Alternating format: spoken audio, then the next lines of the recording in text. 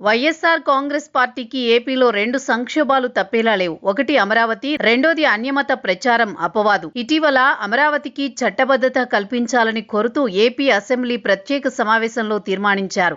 కేంద్ర ప్రభుత్వానికి నివేదించారు. ఈ విషయంలో వైసీపీ తన వైఖరి చెప్పలేదు. మరోవైపు ఆకివీడులో రఘురామకృష్ణంరాజుపై అన్యమతస్థుల పేరుతో దాడి ప్రయత్నం జరిగింది.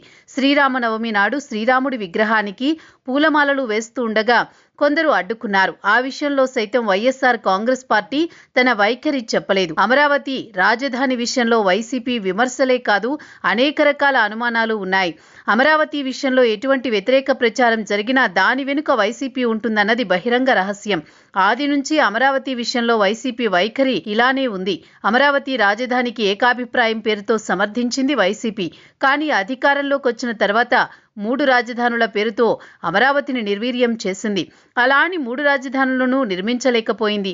అయితే ఇప్పుడు అధికారం కోల్పోయాక కూడా అమరావతికి తాము వ్యతిరేకం కాదన్న మాట పరోక్షంగా చెప్పుకొచ్చింది. తాజాగా ఆకివీడు వ్యవహారం పొలిటికల్ సర్కిల్లో హాట్ టాపిక్ గా ఉంది. ఒక రాజ్యాంగబద్ధ పదవిలో ఉన్న రఘురామకృష్ణంరాజు శ్రీరామనవమి నాడు శ్రీరాముడి విగ్రహానికి పూలమాలలు వేసేందుకు ప్రయత్నించగా కొంతమంది అడ్డుకున్నారు.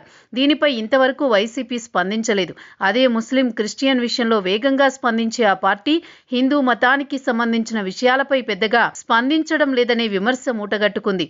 ఇంతవరకు ఈ ఘటనపై స్పందించకపోవడం రాజకీయంగా విమర్శలకు దారితీస్తోంది.